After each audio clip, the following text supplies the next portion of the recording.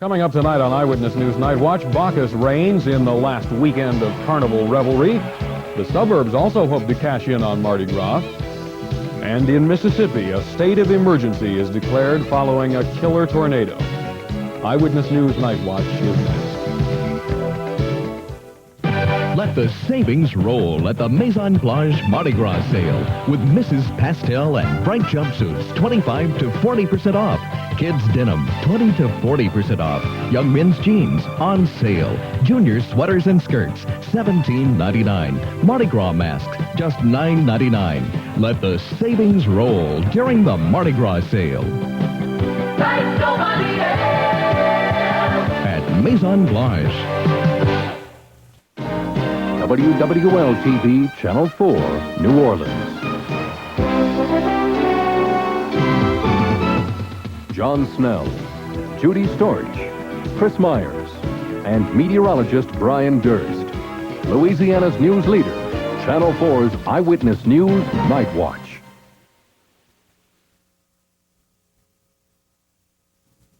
Good evening. Judy Storch is on assignment. One of the biggest carnival parades, Bacchus, ended a weekend of Mardi Gras festivities. Reigning in 1987 as Bacchus 19, actor William Shatner of Star Trek fame. Thousands turned out to see the crew's colorful floats and enjoy the bands.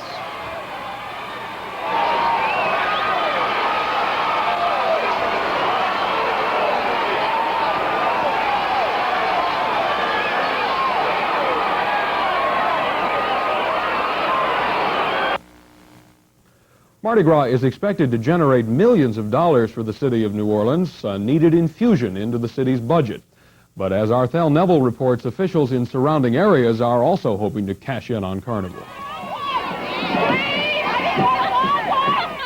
While Mardi Gras is a good time for parade revelers to catch coveted trinkets, it's also a perfect time for city officials to play catch-up and try to restore deficits, because when the floats roll in, so does the money.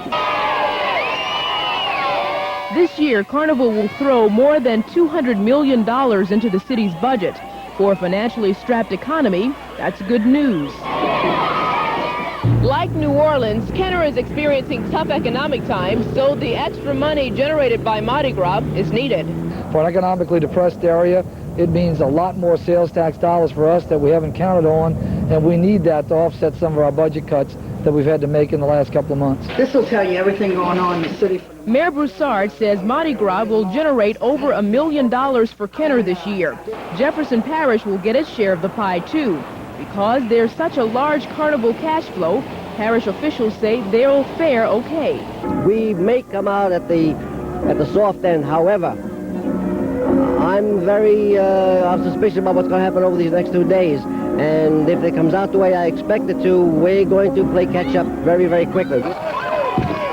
A couple of nights last week, parades forced managers to close shopping centers in Metairie. Consequently, Jefferson Parish lost some sales tax dollars. But parish officials say Mother Nature might help them break even. But I do believe we may be able to catch up the next couple of days, because they're telling us the weather's going to be great.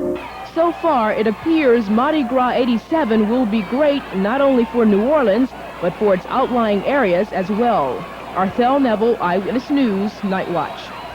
Despite that financial encouragement, the state's oil-dependent economy could suffer another setback.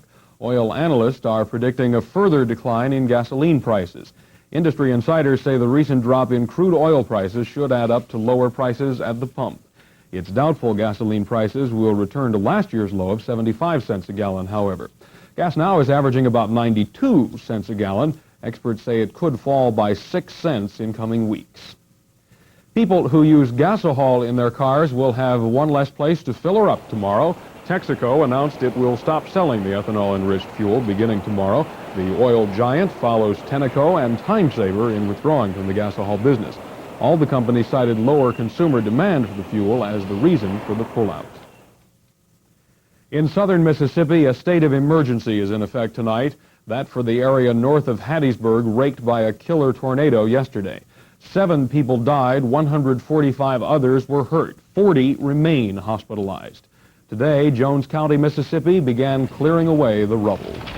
The pictures speak for themselves.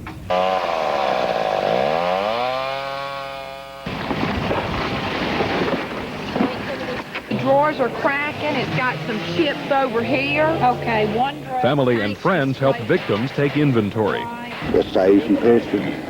Still picking up a few ashtrays, what's left, you know. I'm just glad we're all alive, you know. That's the main thing. The National Guard is on watch to prevent looting. More than 500 families are without homes, among them Rose Marie Jones. How much have you lost? Everything. It's just bits and pieces. There is no official damage estimate, but the Mississippi Governor's Office says the figure will be well into the millions of dollars. As much as $10 million alone to 3 county schools leveled in the storm.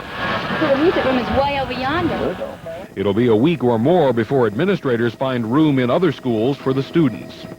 Just thankful that this happened on a day that our children were not in session. It would have been a total disaster, and it's a disaster as well as it is for all these people in this community, and it's very widespread. That would go along this side right here. Hundreds of volunteers descended on the area, a group of 60 from Pearl River County. This is the time when folks are needed, they're hurting the most. Just wanted to help out. Poor people have been through it, and we came up here to help them out. Among the victims, several thousand chickens at area poultry farms. The storm blew away 2 giant chicken coops housing 25,000 of the birds. Everything gone. Tore every outbuilding and everything down. Mississippi authorities are asking President Reagan to declare Jones County a federal disaster area. This is the most devastating one I've ever seen. If any tornado ever qualified for a presidential declaration, this one does.